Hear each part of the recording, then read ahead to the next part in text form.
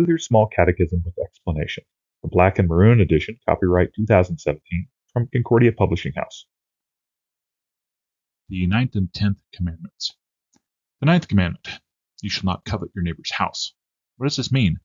We should fear and love God so that we do not scheme to get our neighbor's inheritance or house, or get it in a way which only appears right, but help and be of service to him in keeping it. The ninth and 10th commandments. The 10th commandment, you shall not covet your neighbor's wife, or his manservant or maidservant, his ox or donkey, or anything that belongs to your neighbor. What does this mean? We should fear and love God so that we do not entice or force away our neighbor's wife, workers, or animals, or turn them against him, but urge them to stay and do their duty. Question 91 of the ninth and 10th commandments from Luther's Small Catechism. Is all wanting, desiring, and ambition sinful? No, God encourages us to seek his blessings of food, shelter, good jobs, health, success, and so on for ourselves and for our family. 268, Psalm 107, 6-9. Then they cried to the Lord in their trouble, and he delivered them from their distress. He led them by a straight way till they reached a city to dwell in. Let them thank the Lord for his steadfast love, for his wondrous works to the children of man. For he satisfies the longing soul, and the hungry soul he fills with good things. What does this mean? This is a very good question, and it's a discerning act of things. In the ninth and 10th commandments, are we coveting from what our neighbor has, or are we desiring something good and we're asking God for it? And there's a few key things with this that I always tell my catechumens and people to kind of make a discern with this. The first thing, it's not bad to desire things. So like, for instance, a Christmas wish list comes out and you say, oh, I'd like this toy or this car or whatever it is. It's not bad to desire that. But what turns it into coveting is you want to take it from your neighbor. And that's really the key, is when you look through things and say, is it my neighbor's first?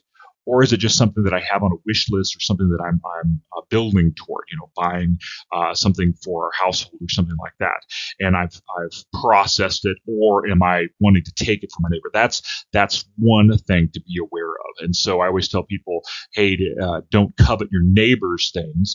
Try to do it yourself. Try to work it off. Try to do it that way. Don't steal from your neighbor, because that's the impulse, is we justify ourselves of, well, it's my neighbor's, and it's going to take a little while for me to save up for it. Why might I just take it from my neighbor, or I'll just borrow it and I'll just never return it. That's really coveting for it. That's one key. The second key, I think, is patience for this, is to call on the Lord and to ask him for blessings, but to be patient, because sometimes the Lord doesn't want you to have a blessing for this.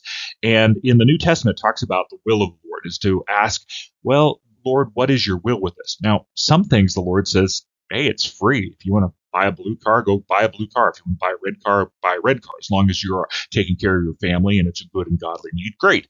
Other times the Lord says, hey, I have a will with this, and maybe you don't need this blessing that you've been asking for.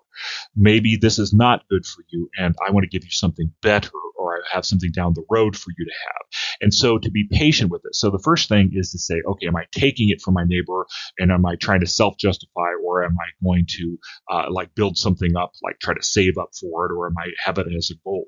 The second is, am I patient with it? Do I call on the Lord and say, Lord, is this a good and godly thing? Am I being a good steward with the things that you've given me?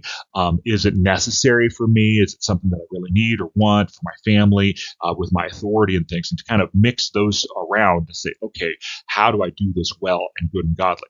The third thing, and I always tell people with this, is that when you are blessed with something, you should always ask yourself the question, how do I share it with my neighbors so that they don't covet? So if I have a large screen TV, that's wonderful, and I watch football on it, maybe invite your friends and family and your neighbor over to use it, so that you're hosting and you're saying, hey, I want to share my blessings with you. I want to be a good host, instead of coveting it or keeping it all to myself and being jealous or being selfish with something. So that's the third thing to be aware of, is how do we share our things with others so that they don't covet, and that we can be a good host or a good person, friend, neighbor, family to them, and help them so that they're not coveting, and they might have it as a goal, or we might give them wisdom as well. The Lord bless your day as well as your week.